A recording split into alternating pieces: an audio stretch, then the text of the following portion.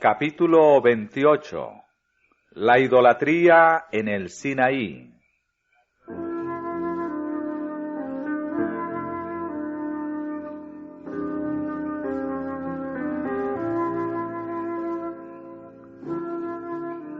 La ausencia de Moisés fue para Israel un tiempo de espera e incertidumbre. El pueblo sabía que él había subido al monte con Josué y que había entrado en la densa y obscura nube que se veía desde la llanura sobre la cúspide del monte y era iluminada de tanto en tanto por los rayos de la divina presencia. Esperaron ansiosamente su regreso. Acostumbrados como estaban en Egipto a representaciones materiales de los dioses, les era difícil confiar en un ser invisible y habían llegado a depender de Moisés para mantener su fe. Ahora él se había alejado de ellos. Pasaban los días y las semanas y aún no regresaba. A pesar de que seguían viendo la nube, a muchos les parecía que su dirigente los había abandonado o que había sido consumido por el fuego devorador.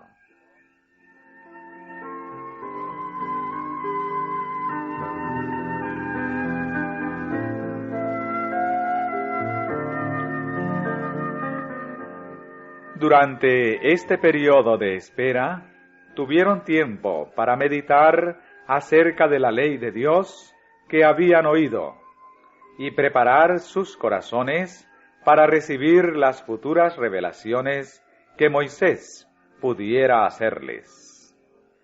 Pero no dedicaron mucho tiempo a esta obra.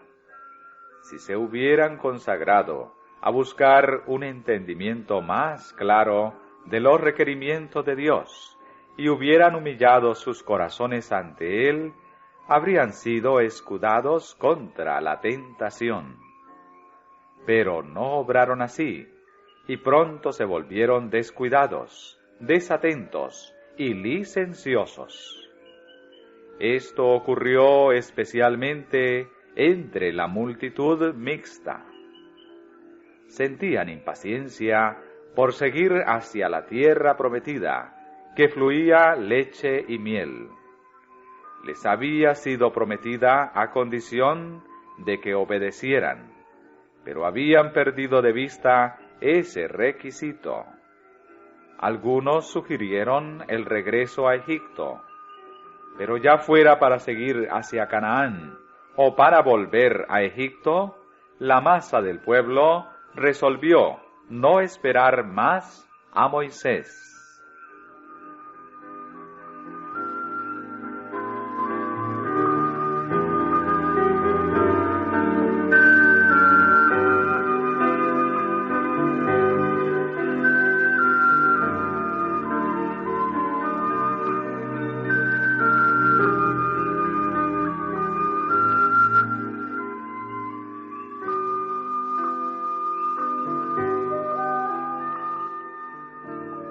Sintiéndose desamparados debido a la ausencia de su jefe, volvieron a sus antiguas supersticiones. La multitud mixta fue la primera en entregarse a la murmuración y la impaciencia, y de su seno salieron los cabecillas de la apostasía que siguió. Entre los objetos considerados por los egipcios como símbolos de la divinidad estaba el buey o becerro, y por indicación de los que habían practicado esta forma de idolatría en Egipto, hicieron un becerro y lo adoraron. El pueblo deseaba alguna imagen que representara a Dios y que ocupara ante ellos el lugar de Moisés.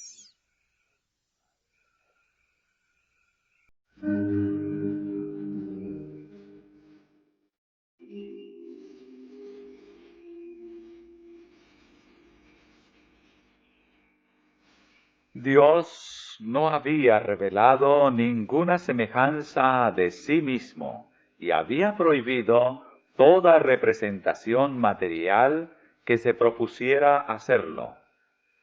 Los extraordinarios milagros hechos en Egipto y en el Mar Rojo tenían por fin establecer la fe en Jehová como el invisible y todopoderoso ayudador de Israel, como el único Dios verdadero. Y el deseo de alguna manifestación visible de su presencia había sido atendido con la columna de nube y fuego que había guiado al pueblo, y con la revelación de su gloria sobre el monte Sinaí. Pero estando la nube de la presencia divina todavía ante ellos, volvieron sus corazones hacia la idolatría de Egipto, y representaron la gloria del Dios invisible por la imagen de un buey.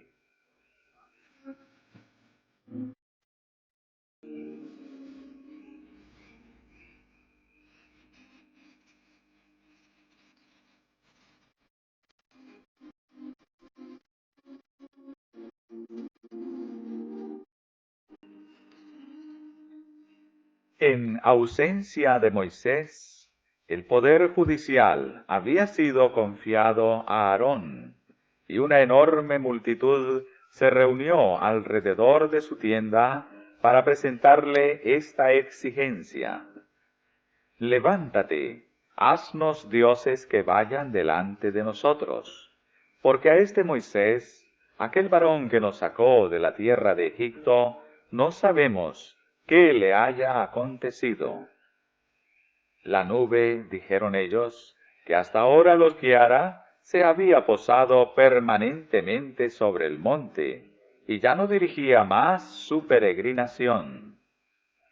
Querían tener una imagen en su lugar, y si, como se había sugerido, decidían volver a Egipto, hallarían favor ante los egipcios, si llevaban esa imagen ante ellos y la reconocían como su Dios.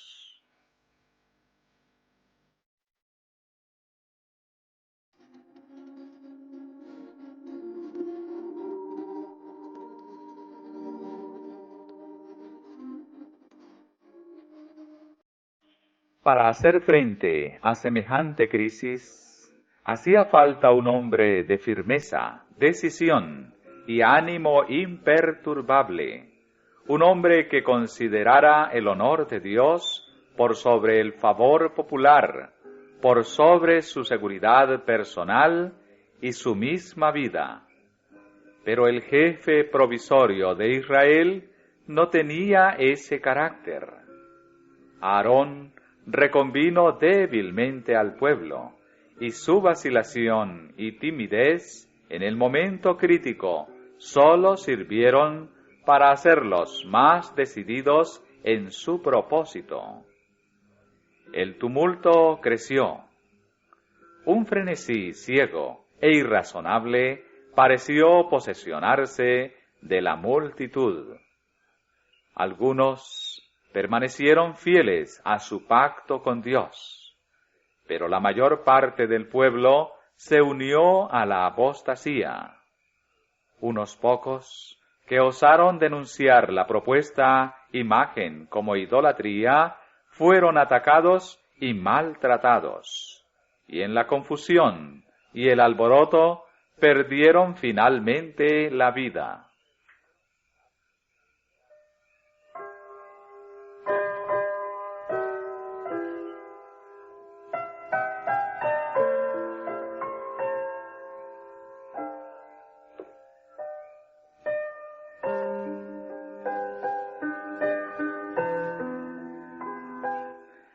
Aarón temió por su propia seguridad, y en vez de ponerse noblemente de parte del honor de Dios, cedió a las demandas de la multitud. Su primer acto fue ordenar que el pueblo quitara todos sus aretes de oro y se los trajera. Esperaba que el orgullo haría que rehusaran semejante sacrificio. Pero entregaron de buena gana sus adornos, con los cuales él fundió un becerro semejante a los dioses de Egipto. El pueblo exclamó: Israel, estos son tus dioses, que te sacaron de la tierra de Egipto.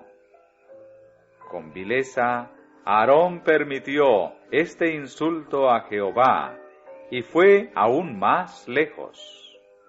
Viendo la satisfacción con que se había recibido el becerro de oro, hizo construir un altar ante él e hizo proclamar: Mañana será fiesta a Jehová. El anuncio fue proclamado por medio de trompetas de compañía en compañía por todo el campamento. Y el día siguiente madrugaron, y ofrecieron holocaustos, y presentaron pacíficos. Y sentóse el pueblo a comer y a beber, y levantáronse a regocijarse. Con el pretexto de celebrar una fiesta a Jehová, se entregaron a la glotonería y a la orgía licenciosa.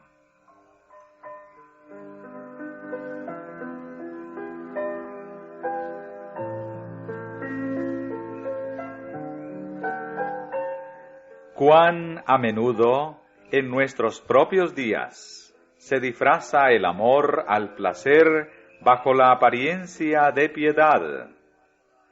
Una religión que permita a los hombres, mientras observan los ritos del culto, dedicarse a la satisfacción del egoísmo o la sensualidad, es tan agradable a las multitudes actuales como lo fue en los días de Israel. Y hay todavía Aarones dóciles que, mientras desempeñan cargos de autoridad en la Iglesia, ceden a los deseos de los miembros no consagrados, y así los incitan al pecado.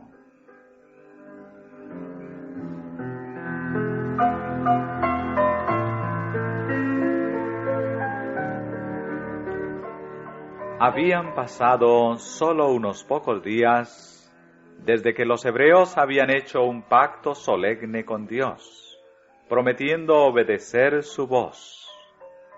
Habían temblado de terror ante el monte al escuchar las palabras del Señor: No tendrás otros dioses delante de mí. La gloria de Dios, que aún cubría el Sinaí, estaba a la vista de la congregación, pero ellos le dieron la espalda y pidieron otros dioses.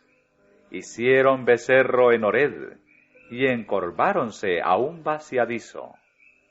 Así trocaron su gloria por la imagen de un buey. ¿Cómo podrían haber demostrado mayor ingratitud o insultado más osadamente al que había sido para ellos un Padre tierno y un Rey todopoderoso?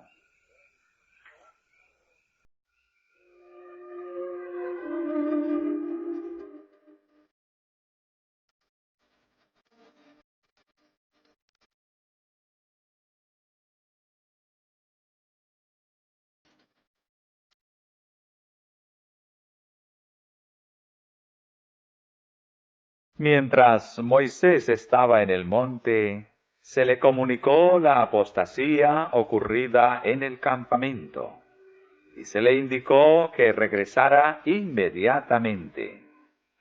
Anda, desciende, fueron las palabras de Dios, porque tu pueblo que sacaste de tierra de Egipto se ha corrompido.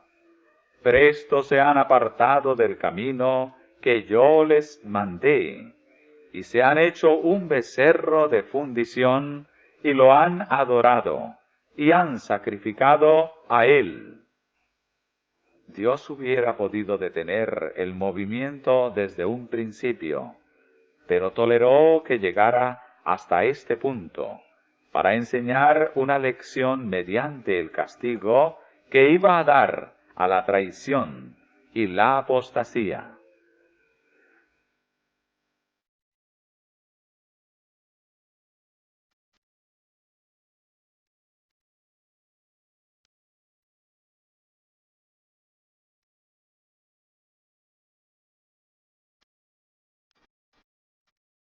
El pacto de Dios con su pueblo había sido anulado, y él declaró a Moisés: Ahora pues, déjame que se encienda mi furor en ellos, y los consuma, y a ti yo te pondré sobre gran gente.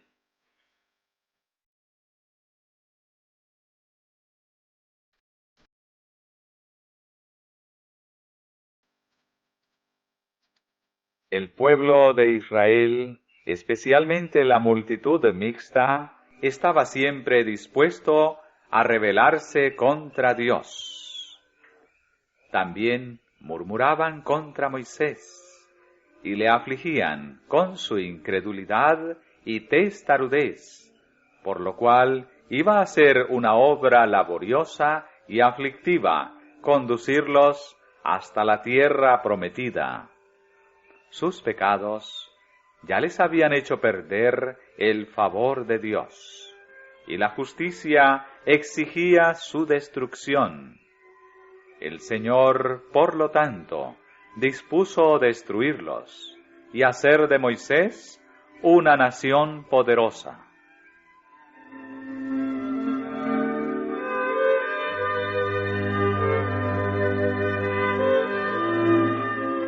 Ahora pues, déjame que se encienda mi furor en ellos y los consuma, había dicho el Señor. Si Dios se había propuesto destruir a Israel, ¿quién podía interceder por ellos? ¿Cuántos hubieran abandonado a los pecadores a su suerte?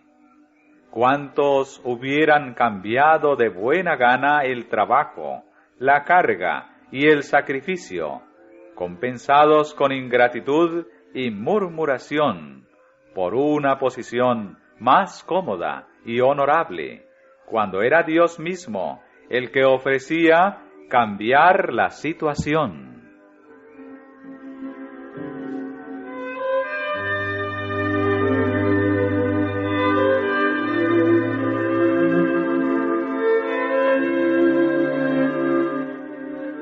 Pero Moisés vio una base de esperanza donde sólo aparecían motivos de desaliento e ira.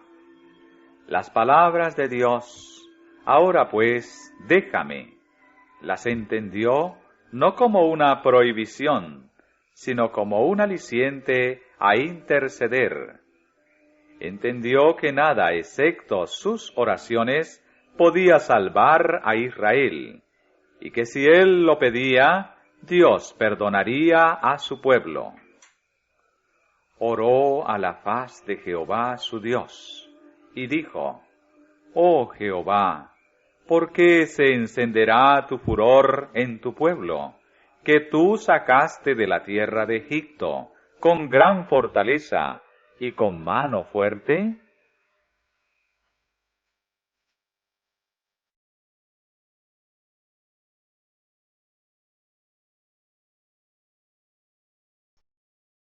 Dios había dado a entender que rechazaba a su pueblo. Había hablado a Moisés como de tu pueblo, que tú sacaste de tierra de Egipto. Pero Moisés humildemente no aceptó que él fuera el jefe de Israel. No era su pueblo, sino el de Dios. Tu pueblo que tú sacaste de la tierra de Egipto con gran fortaleza y con mano fuerte. ¿Por qué, continuó, han de hablar los egipcios diciendo: para mal los sacó, para matarlos en los montes, y para raerlos de sobre la haz de la tierra?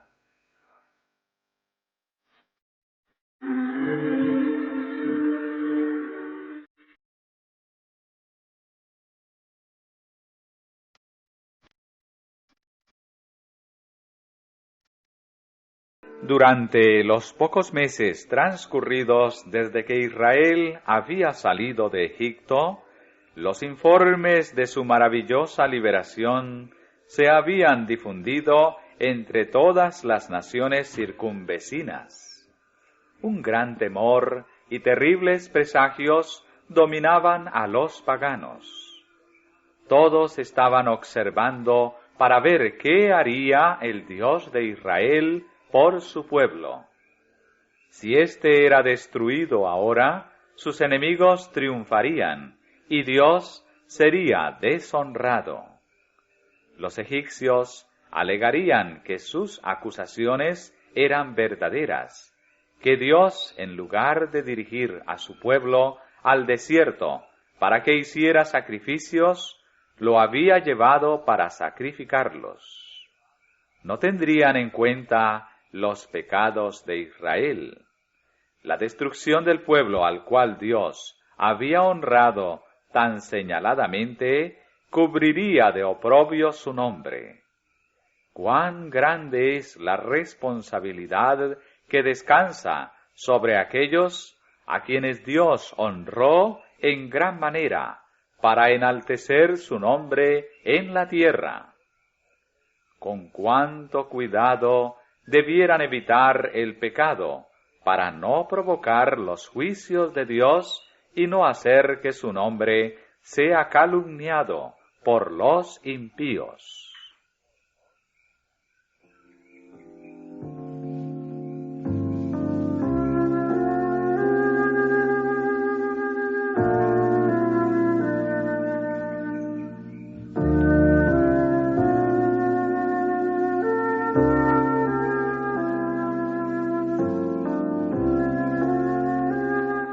Mientras Moisés intercedía por Israel, perdió su timidez.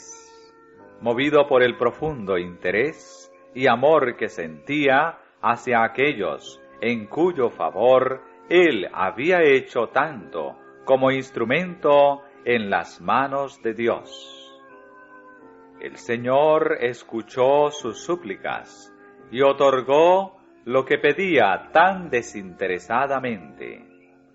Examinó a su siervo, probó su fidelidad y su amor hacia aquel pueblo ingrato, inclinado a errar, y Moisés soportó noblemente la prueba. Su interés por Israel no provenía de motivos egoístas. Apreciaba la prosperidad del pueblo escogido de Dios más que su honor personal, más que el privilegio de llegar a ser el padre de una nación poderosa. Dios se sintió complacido por la fidelidad de Moisés, por su sencillez de corazón y su integridad, y le dio, como a un fiel pastor, la gran misión de conducir a Israel a la tierra prometida.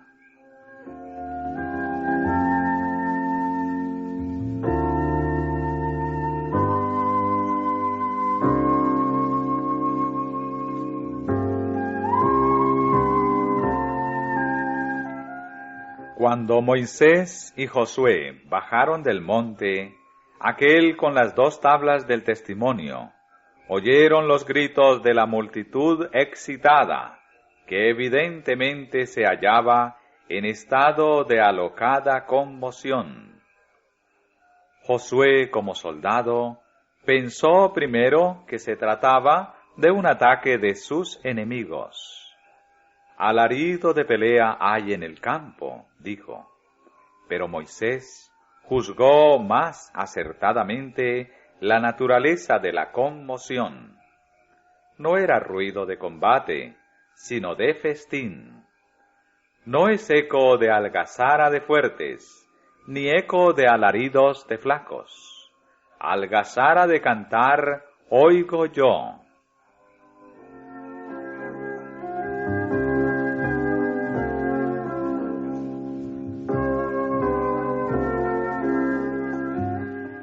Al acercarse más al campamento, vieron al pueblo que gritaba y bailaba alrededor de su ídolo. Era una escena de libertinaje pagano, una imitación de las fiestas idólatras de Egipto. Pero, cuán distinta era del solemne y reverente culto de Dios. Moisés quedó anonadado. Venía de la presencia de la gloria de Dios, y aunque se le había advertido lo que pasaba, no estaba preparado para aquella terrible muestra de la degradación de Israel. Su ira se encendió.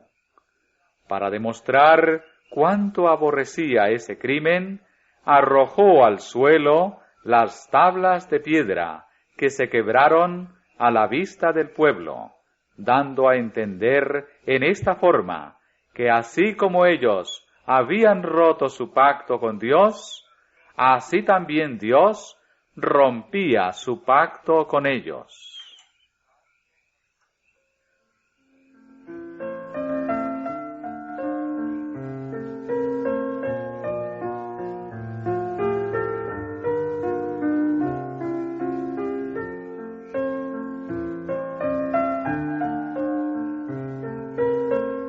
Moisés entró en el campamento, atravesó la multitud enardecida y haciendo el ídolo, lo arrojó al fuego. Después lo hizo polvo y esparciéndolo en el arroyo que descendía del monte, ordenó al pueblo beber de él.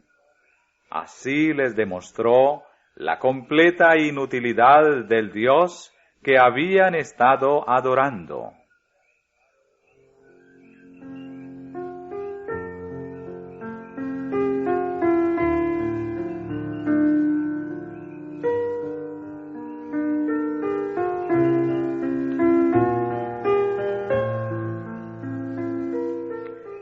El gran jefe hizo comparecer ante él a su hermano culpable y le preguntó severamente: ¿qué te ha hecho este pueblo que has traído sobre él tan gran pecado?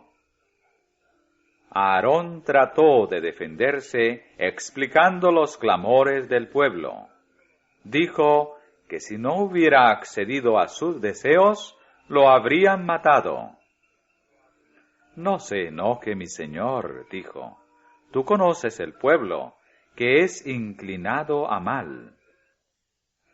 Porque me dijeron: haznos dioses que vayan delante de nosotros, que a este Moisés, el varón que nos sacó de tierra de Egipto, no sabemos qué le ha acontecido. Y yo les respondí: ¿quién tiene oro? Apartadlo. Y diéronmelo y echélo en el fuego, y salió este becerro. Trató de hacerle creer a Moisés que se había obrado un milagro, que el oro había sido arrojado al fuego y que mediante una fuerza sobrenatural se convirtió en un becerro. Pero de nada le valieron sus excusas y subterfugios. Fue tratado como el principal ofensor.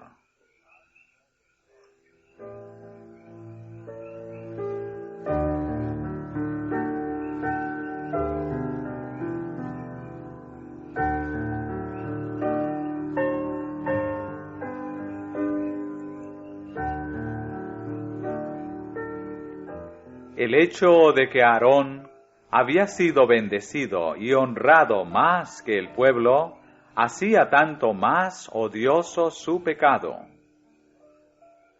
Fue Aarón el santo de Jehová, el que había hecho el ídolo y anunciado la fiesta. Fue él que había sido nombrado portavoz de Moisés y acerca de quien Dios mismo había manifestado: yo sé que él puede hablar bien, el que no impidió a los idólatras que cumplieran su osado propósito contra el cielo. fue Aarón, por medio de quien Dios había obrado y enviado juicios sobre los egipcios y sus dioses, el que sin inmutarse oyó proclamar ante la imagen fundida: estos son tus dioses, que te sacaron de la tierra de Egipto. Fue él que presenció la gloria del Señor cuando estuvo con Moisés en el monte, y que no había visto nada en ella, de lo cual pudiese hacerse una imagen, el que trocó aquella gloria en la semejanza de un becerro.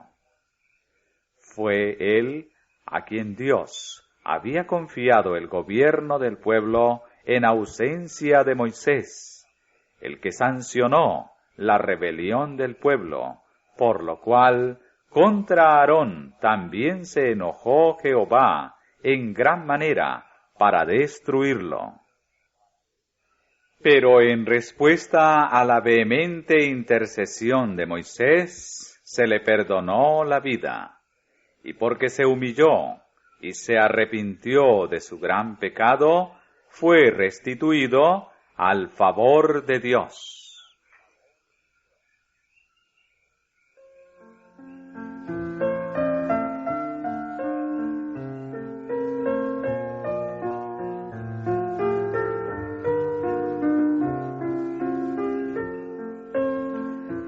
Si Aarón hubiera tenido valor para sostener lo recto, sin importarle las consecuencias, habría podido evitar aquella apostasía. Si hubiera mantenido inalterable su fidelidad a Dios, si hubiera recordado al pueblo los peligros del Sinaí y su pacto solemne con Dios, por el cual se habían comprometido a obedecer su ley, se habría impedido el mal. Pero su sumisión a los deseos del pueblo y la tranquila seguridad con la cual procedió a llevar a cabo los planes de ellos, los llevó a hundirse en el pecado más de lo que habían pensado.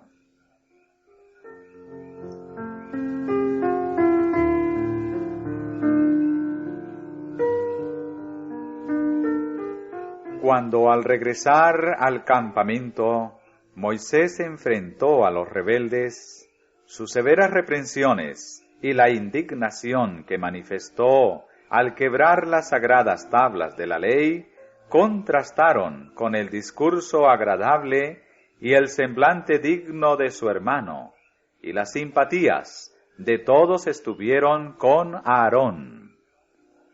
Para justificarse, Aarón trató de culpar al pueblo por la debilidad que él mismo había manifestado al acceder a sus exigencias. Pero a pesar de esto, el pueblo seguía admirando su bondad y paciencia. Pero Dios no ve como ven los hombres.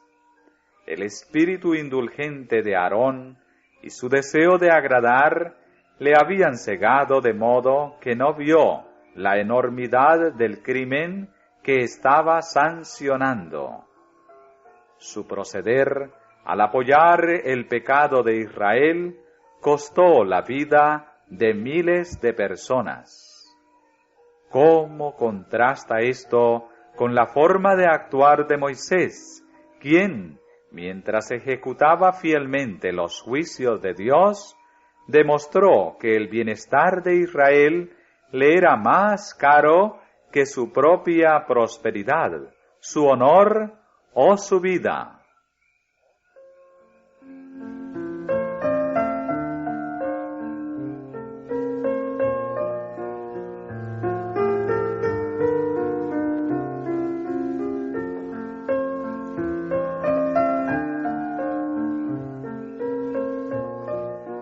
De todos los pecados que Dios castigará, ninguno es más grave ante sus ojos que el de aquellos que animan a otros a cometer el mal. Dios quisiera que sus siervos demuestren su lealtad reprendiendo fielmente la transgresión, por penoso que sea hacerlo. Aquellos que han recibido el honor de un mandato divino no han de ser débiles y dóciles contemporizadores. No han de perseguir la exaltación propia ni evitar los deberes desagradables, sino que deben realizar la obra de Dios con una fidelidad inflexible.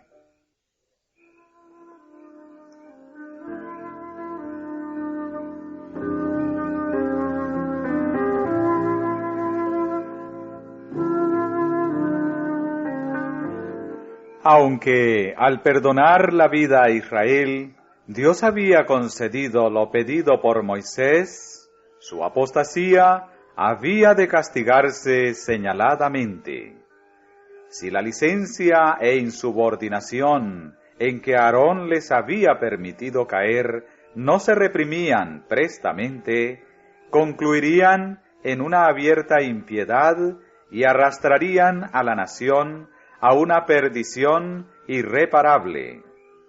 El mal debe eliminarse con inflexible severidad.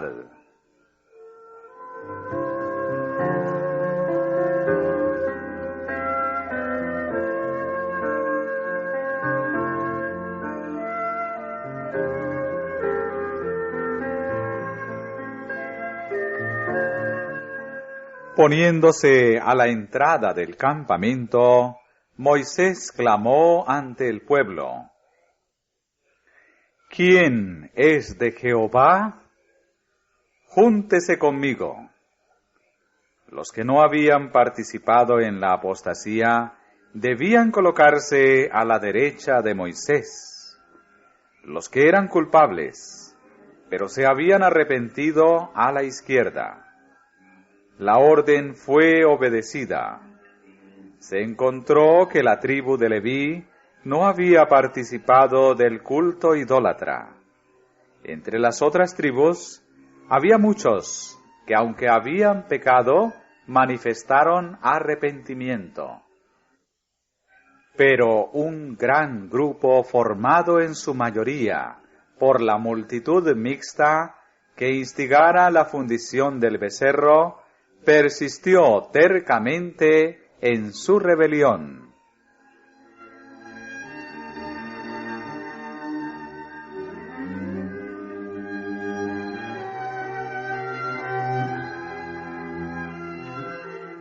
En el nombre del Señor Dios de Israel, Moisés ordenó a los que estaban a su derecha y que se habían mantenido limpios de la idolatría, que empuñaran sus espadas y dieran muerte a todos los que persistían en la rebelión.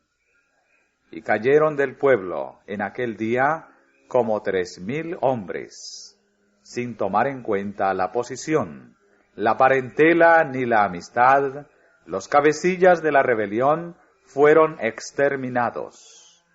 Pero todos los que se arrepintieron y humillaron alcanzaron perdón.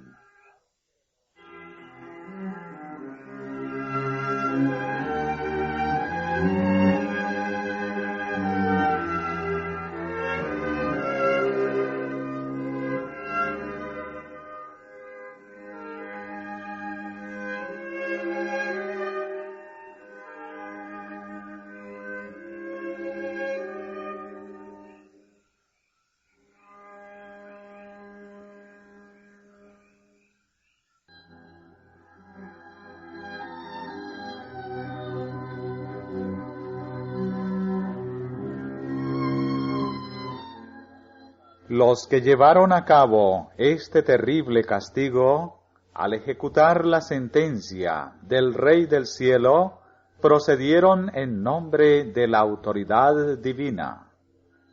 Los hombres deben precaverse de cómo en su ceguedad humana juzgan y condenan a sus semejantes. Pero cuando Dios les ordena ejecutar su sentencia sobre la iniquidad, deben obedecer. Los que cumplieron ese penoso acto manifestaron con ello que aborrecían la rebelión y la idolatría, y se consagraron más plenamente al servicio del verdadero Dios. El Señor honró su fidelidad, otorgando una distinción especial a la tribu de Leví.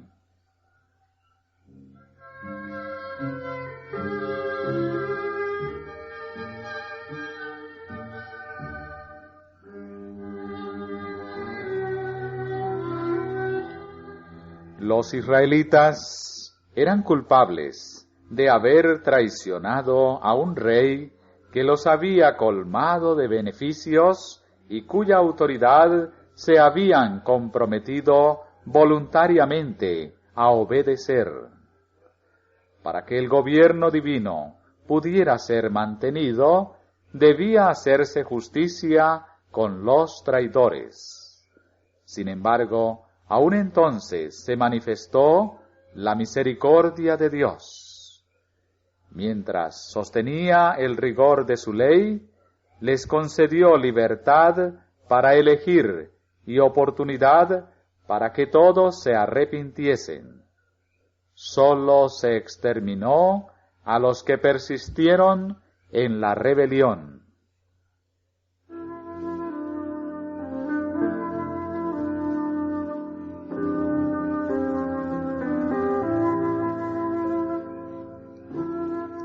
Era necesario castigar ese pecado para atestiguar ante las naciones circunvecinas cuánto desagrada a Dios la idolatría.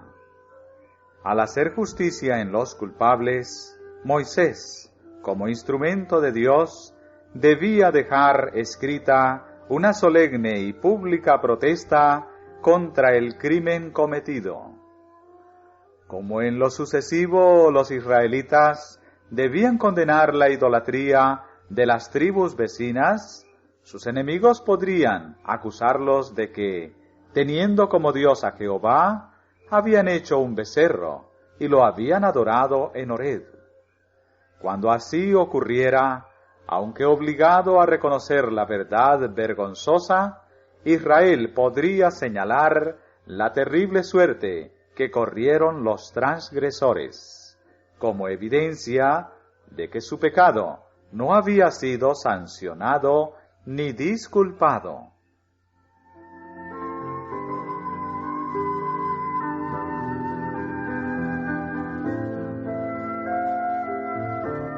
El amor, no menos que la justicia, exigía que este pecado fuera castigado. Dios es protector y soberano de su pueblo. Destruye a los que insisten en la rebelión, para que no lleven a otros a la ruina. Al perdonar la vida a Caín, Dios había demostrado al universo cuál sería el resultado si se permitiese que el pecado quedara impune. La influencia que, por medio de su vida y ejemplo, Él ejerció sobre sus descendientes, condujo a un estado de corrupción que exigió la destrucción de todo el mundo por el diluvio. La historia de los antediluvianos demuestra que una larga vida no es una bendición para el pecador. La gran paciencia de Dios no los movió a dejar la iniquidad. Cuanto más tiempo vivían los hombres, tanto más corruptos se tornaban.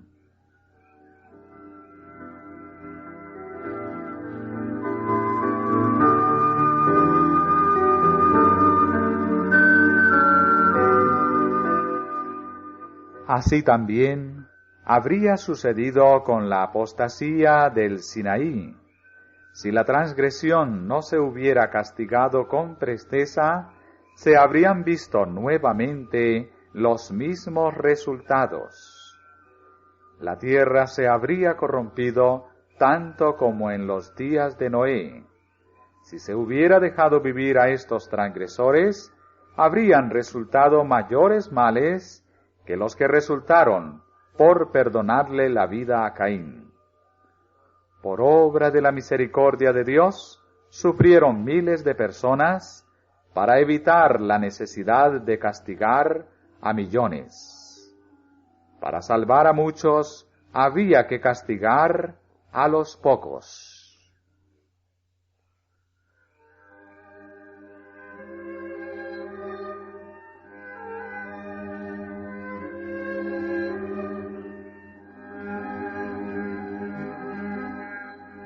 Además, como el pueblo había despreciado su lealtad a Dios, había perdido la protección divina, y privada de su defensa, toda la nación quedaba expuesta a los ataques de sus enemigos.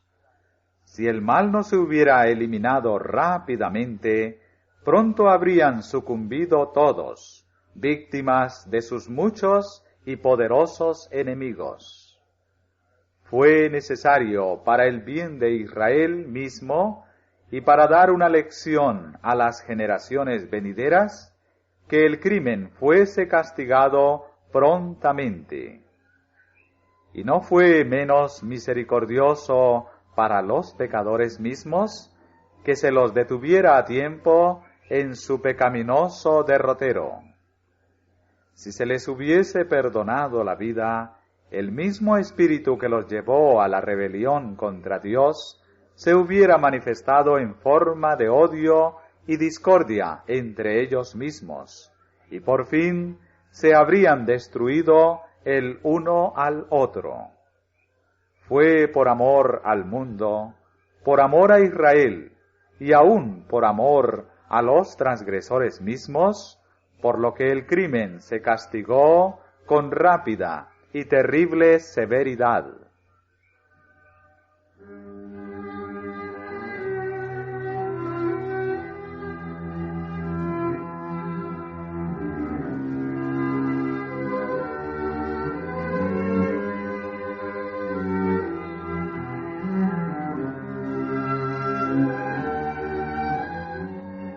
Cuando el pueblo reaccionó y comprendió la enormidad de su culpa, el terror se apoderó de todo el campamento. Se temió que todos los transgresores fuesen exterminados. Compadecido por la angustia del pueblo, Moisés prometió suplicar a Dios una vez más por ellos.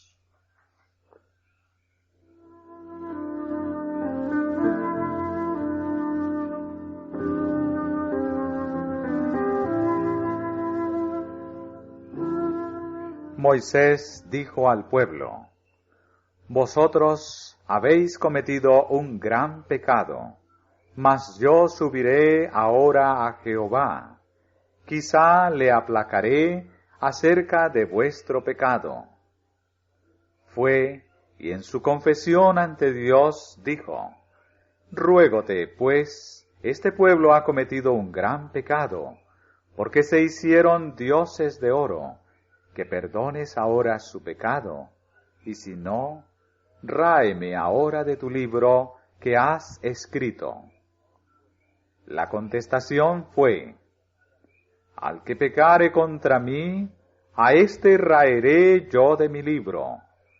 Ve pues ahora, lleva a este pueblo donde te he dicho: He aquí mi ángel irá delante de ti, que en el día de mi visitación yo visitaré en ellos su pecado.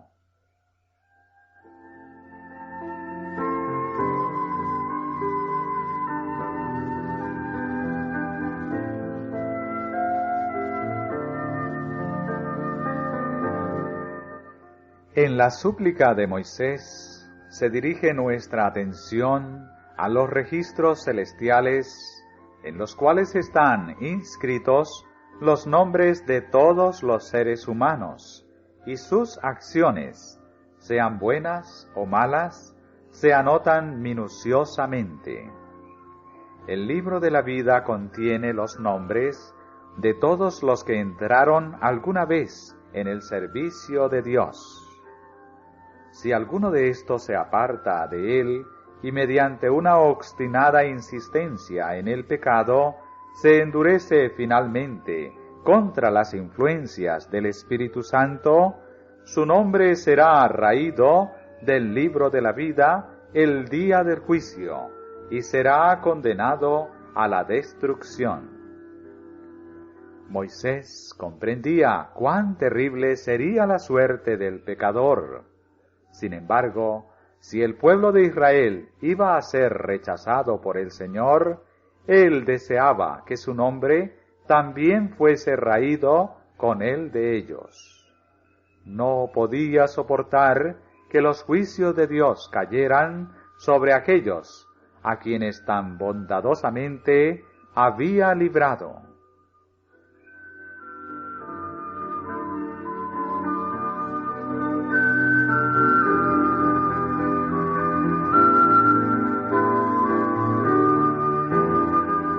La intercesión de Moisés en favor de Israel ilustra la mediación de Cristo en favor de los pecadores. Pero el Señor no permitió que Moisés sobrellevara, como lo hizo Cristo, la culpa del transgresor. Al que pecare contra mí, a éste raeré yo de mi libro, dijo.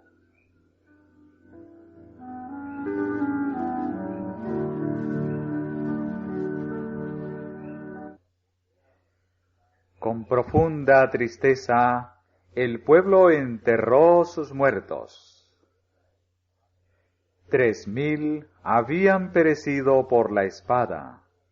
Una plaga invadió poco tiempo después el campamento, y luego les llegó el mensaje de que la divina presencia ya no les acompañaría más en su peregrinaje. Jehová había declarado: yo no subiré en medio de ti, porque eres pueblo de dura cerviz, no sea que te consuma en el camino. Y se les ordenó: quítate pues ahora tus atavíos, que yo sabré lo que te tengo de hacer. Hubo luto por todo el campamento. Compungidos y humillados, los hijos de Israel se despojaron de sus atavíos desde el monte Horeb.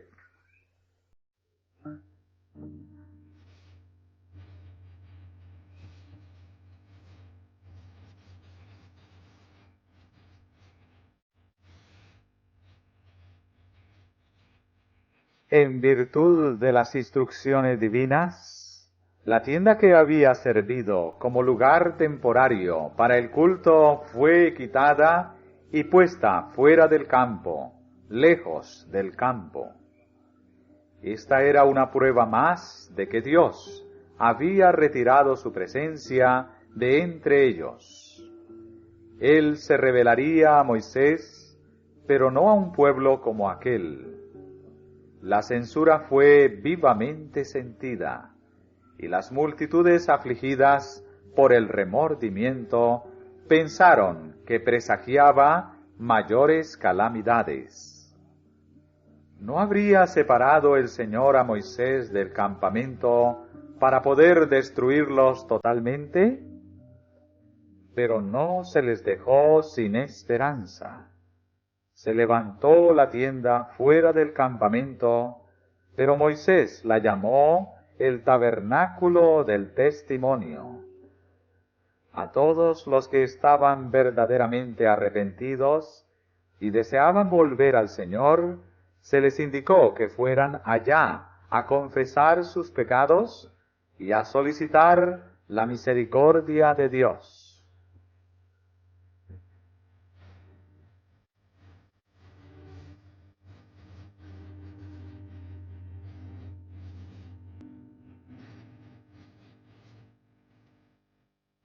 Cuando volvieron a sus tiendas, Moisés entró en el tabernáculo.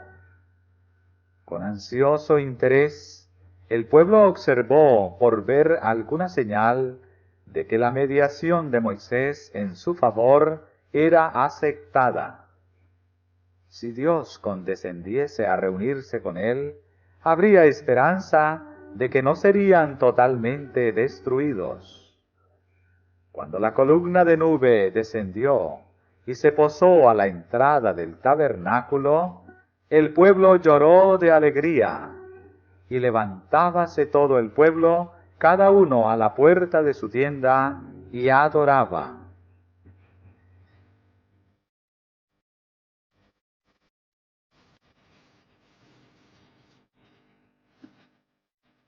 Moisés conocía bien la perversidad y ceguera de los que habían sido confiados a su cuidado. Conocía las dificultades con las cuales tendría que tropezar, pero había aprendido que para persuadir al pueblo debía recibir ayuda de Dios. Pidió una revelación más clara de la voluntad divina y una garantía de su presencia. Mira, tú me dices a mí, saca este pueblo, y tú no me has declarado a quién has de enviar conmigo. Sin embargo, tú dices, yo te he conocido por tu nombre, y has hallado también gracia en mis ojos. Ahora, pues, si he hallado gracia en tus ojos, ruégote que me muestres ahora tu camino, para que te conozca, porque halle gracia en tus ojos. Y mira que tu pueblo es aquesta gente.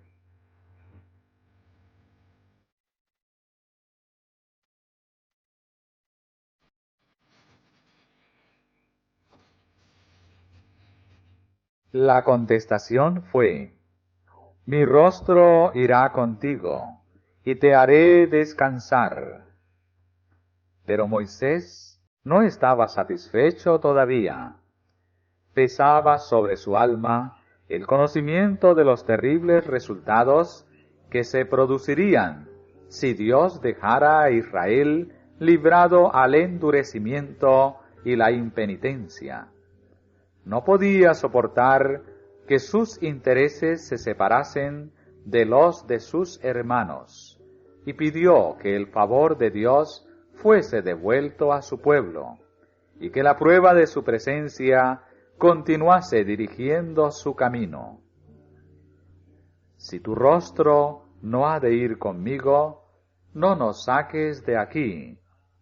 ¿Y en qué se conocerá aquí que he hallado gracia en tus ojos, yo y tu pueblo, sino en andar tú con nosotros, y que yo y tu pueblo seamos apartados de todos los pueblos que están sobre la faz de la tierra?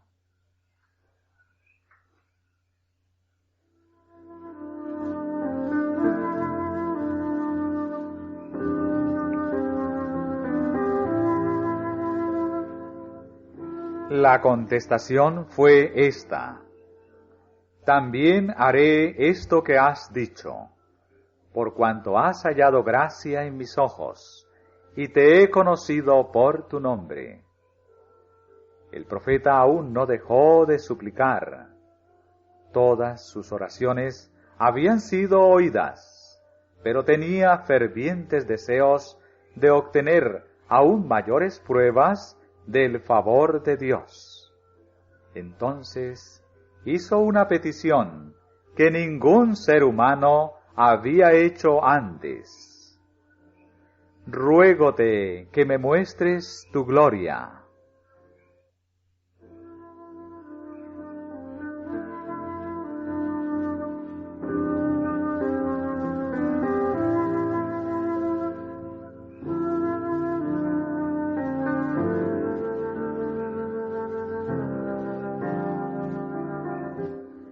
Dios no le reprendió por su súplica ni la consideró presuntuosa, sino que, al contrario, dijo bondadosamente: yo haré pasar todo mi bien delante de tu rostro. Ningún hombre puede, en su naturaleza mortal, contemplar descubierta la gloria de Dios y vivir, Pero a Moisés se le aseguró que presenciaría toda la gloria divina que pudiera soportar. Nuevamente se le ordenó subir a la cima del monte. Entonces, la mano que hizo el mundo, aquella mano que arranca los montes con su furor y no conocen quién los trastornó, tomó a este ser hecho de polvo, a ese hombre de fe poderosa, y lo puso en la hendidura de una roca, mientras la gloria de Dios y toda su bondad pasaban delante de él.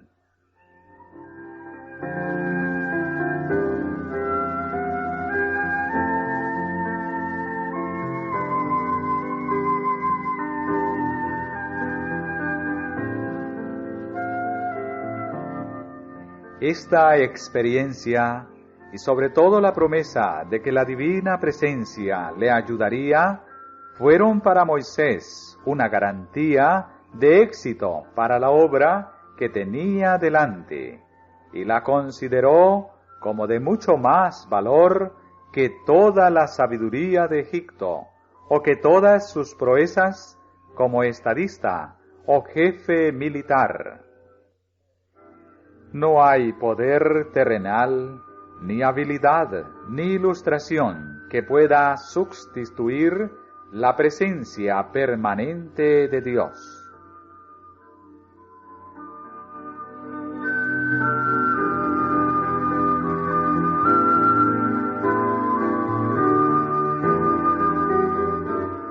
Para el transgresor es terrible caer en las manos del Dios viviente. Pero Moisés estuvo solo en la presencia del Eterno y no temió, porque su alma estaba en armonía con la voluntad de su Hacedor. El salmista dice: si en mi corazón hubiese yo mirado a la iniquidad, el Señor no me oyera. En cambio, el secreto de Jehová es para los que le temen, y a ellos hará conocer su alianza.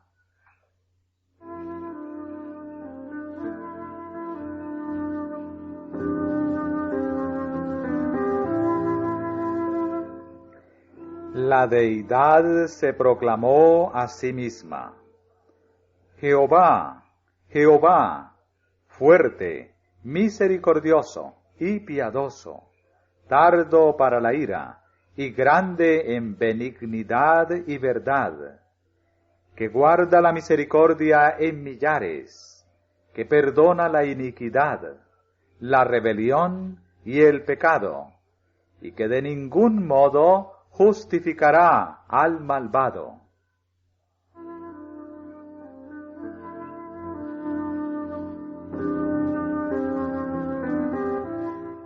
Entonces Moisés, apresurándose, bajó la cabeza hacia el suelo y encorvóse. De nuevo imploró a Dios que perdonara la iniquidad de su pueblo y que lo recibiera como su heredad. Su oración fue contestada. El Señor prometió benignamente renovar su favor hacia Israel y hacer por él maravillas que no han sido hechas en toda la tierra, ni en nación alguna.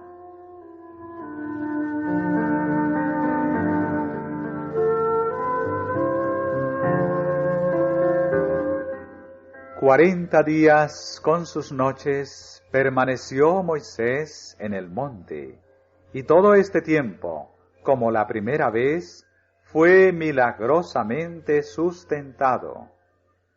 No se permitió a nadie subir con él, ni durante el tiempo de su ausencia había de acercarse nadie al monte. Siguiendo la orden de Dios, había preparado 2 tablas de piedra y las había llevado consigo a la cúspide del monte. Y el Señor otra vez escribió en tablas las palabras de la alianza, las 10 palabras.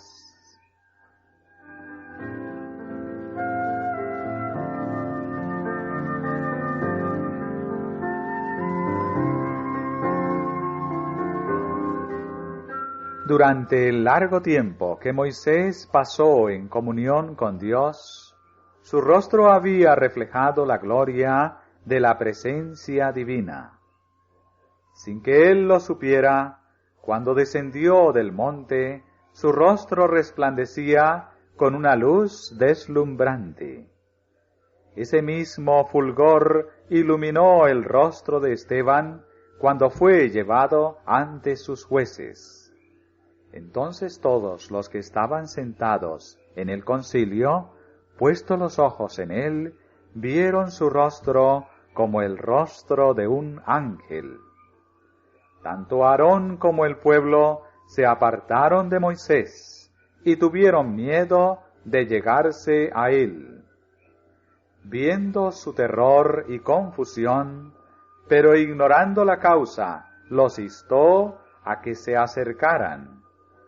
Les traía la promesa de la reconciliación con Dios y la seguridad de haber sido restituidos a su favor. En su voz no percibieron otra cosa que amor y súplica, y por fin uno de ellos se aventuró a acercarse a él.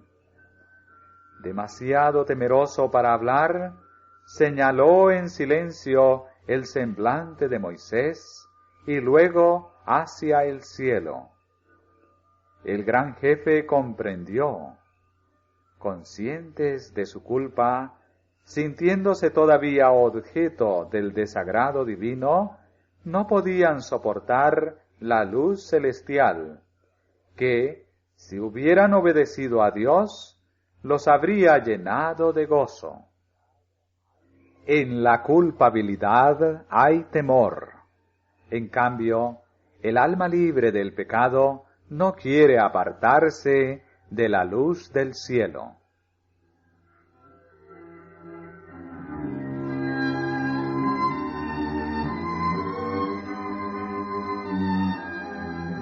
Moisés tenía mucho que comunicarles, y compadecido del temor del pueblo, se puso un velo sobre el rostro, y desde entonces continuó haciéndolo cada vez que volvía al campamento después de estar en comunión con Dios.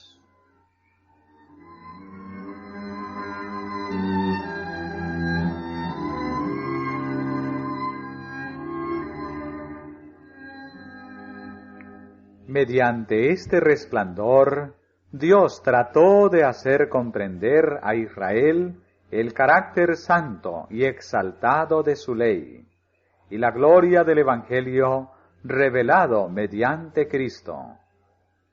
Mientras Moisés estaba en el monte, Dios le dio no sólo las tablas de la ley, sino también el plan de la salvación. Vio que todos los símbolos y tipos de la época judaica prefiguraban el sacrificio de Cristo, y era tanto la luz celestial que brota del Calvario como la gloria de la ley de Dios lo que hacía fulgurar el rostro de Moisés.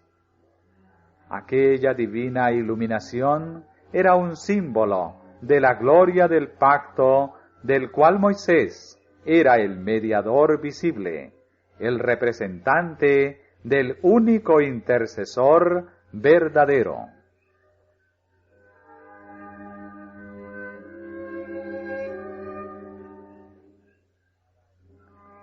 La gloria reflejada en el semblante de Moisés representa las bendiciones que por medio de Cristo ha de recibir el pueblo que observa los mandamientos de Dios.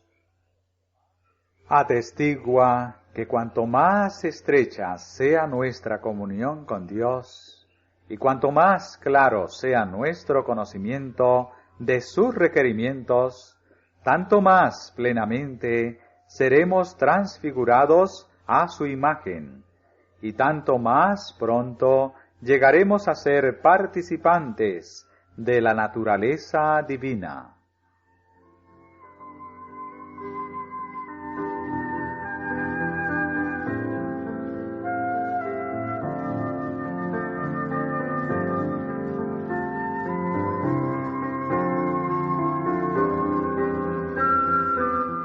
Moisés fue un símbolo de Cristo. Como intercesor de Israel, veló su rostro, porque el pueblo no soportaba la visión de su gloria. Asimismo, Cristo, el divino mediador, veló su divinidad con la humanidad cuando vino a la tierra. Si hubiera venido revestido del resplandor del cielo, no hubiera hallado acceso a los corazones de los hombres, debido al estado pecaminoso de éstos. No habrían podido soportar la gloria de su presencia. Por lo tanto, se humilló a sí mismo, tomando la semejanza de carne de pecado, para poder alcanzar y elevar a la raza caída.